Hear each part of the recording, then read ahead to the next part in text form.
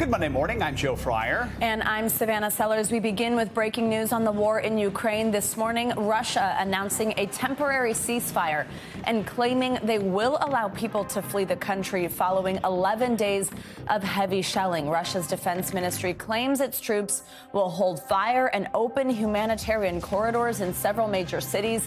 But similar announcements in recent days did not hold. Also, some routes being offered only lead to Russia or its close ally, Belarus. Ukraine's vice prime minister calling the offer unacceptable and immoral and asking Russia to evacuate people through western Ukraine instead. This as the humanitarian crisis worsens in and around Ukraine. The UN says so far 1.5 million people have already fled the country, with many more still looking for a way out. We are simple, ordinary people. We cannot get it. Why this is happening? Today, a third round of talks is set to take place in Belarus. Well, this morning, Ukrainian President Volodymyr Zelenskyy makes a new plea for stronger sanctions against Russia and for NATO to impose a no-fly zone over Ukraine. In Ukraine, we always wanted peace. How many more deaths need to happen? The impacts of the war now being felt here at home as gas prices across the U.S. soar to the highest levels in decades.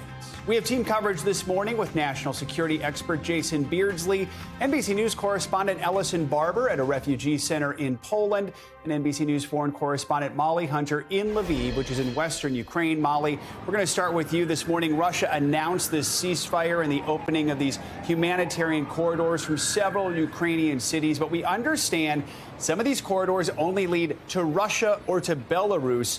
Do we know if this ceasefire is being observed, and what does the Ukrainian government make of some of these corridor routes?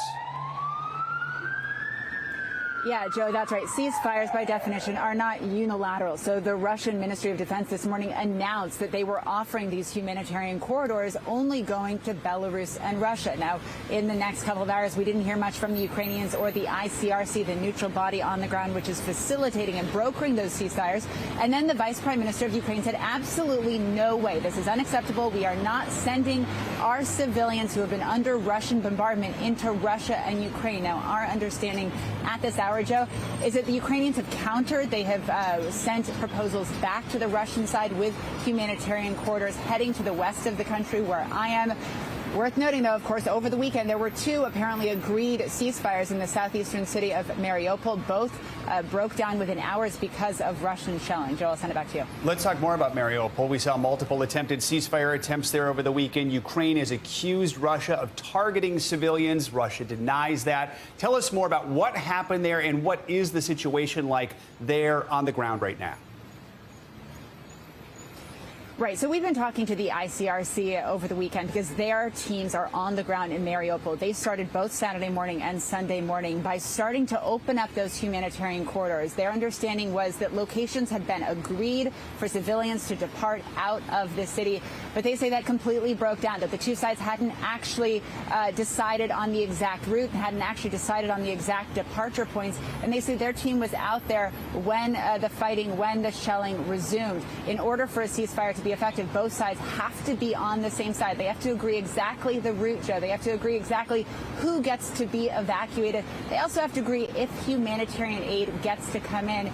And in addition to Mariupol, we also saw evacuations in a northeastern suburb of Kyiv. It's called Irpin. We saw some very distressing video over the weekend.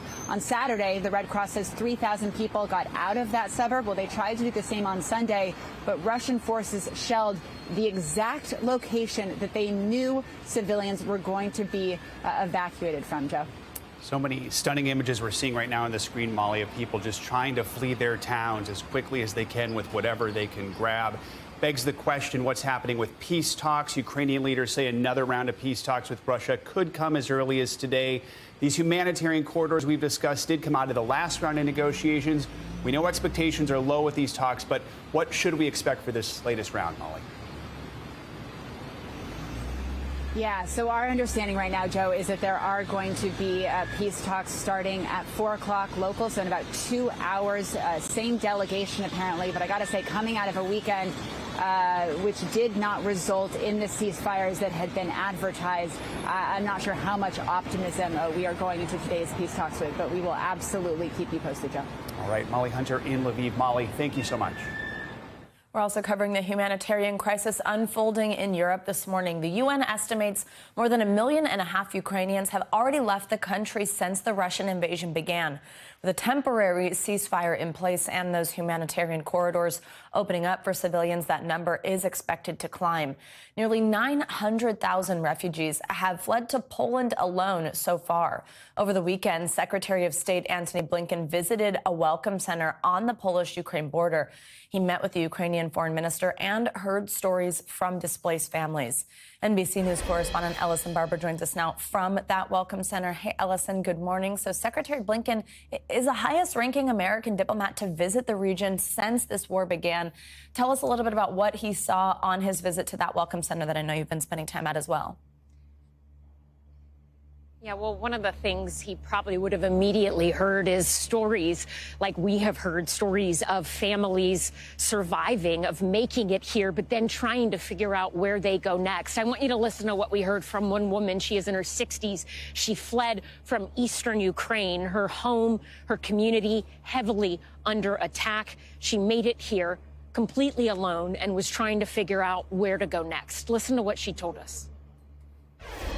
I want the world to know that when they say in Russia that they are attacking only military objects, this is a lie.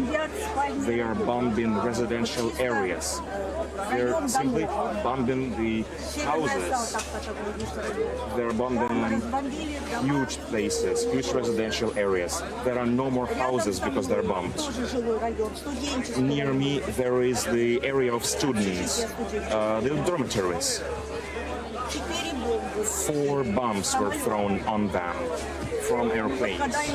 When I was living, I had to take all my life in these bags. This is all my life. This is heartbreaking. It's not because I love things, but it's just this is 68 years of my life in these bags. 1, 2, 3.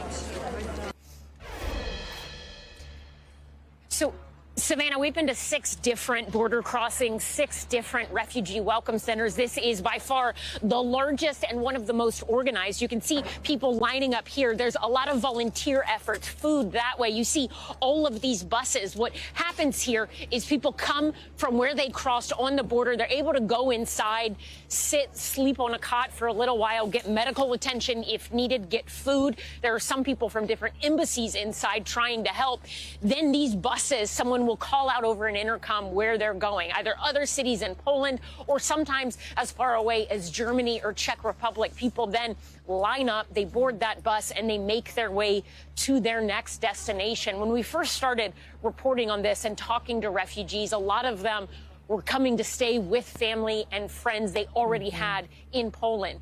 Now we're meeting a lot of people like that woman who they don't know anyone in this country. They just knew they had to get somewhere safe, so they came here, and they're really trying to figure out next steps minute by minute. Savannah? And it's been just so incredible to see the people of Poland, the people of all these neighboring countries, help them make those decisions, get them places, open up their homes. I mean, it's just pretty incredible. Ellison, we mentioned that temporary ceasefire that's supposedly in effect. Now, as we also mentioned, a lot of those routes are to Russia, to Belarus. But are you hearing from anyone there in that camp about that providing any relief or peace of mind? Are they getting that news? And does that make them feel any better about family or friends still in the country trying to get out? You know, we talked to someone yesterday who said she'd been talking to friends who lived in some of those areas where there were supposed to be these humanitarian corridors, green zones. And she said what she was hearing from her friend's family, what she'd seen in her journey. She said it lasted maybe 50 minutes and then nothing, that it was back to how things were before. It is incredibly difficult for people, particularly coming from eastern Ukraine, to get somewhere safe. We hear stories of it taking hours, days for people to get across, stops along the way in bomb shelters, and then finally getting to Poland and having their first little bit of relief, moment of feeling safe for many people in the first time in 10 days. Savannah? Allison Barber, thank you so much. Amazing reporting coming from you out of Poland. Let's bring in national security expert Jason Beardsley. He's the National Executive Director for the Association of the U.S. Navy. Jason, good to have you with us. So Secretary of State Antony Blinken says he believes accusations that Russia is committing war crimes in Ukraine. Let's take a listen. We've seen very credible reports of deliberate attacks on civilians, which would constitute a war crime. We've seen very credible reports about the use of certain weapons.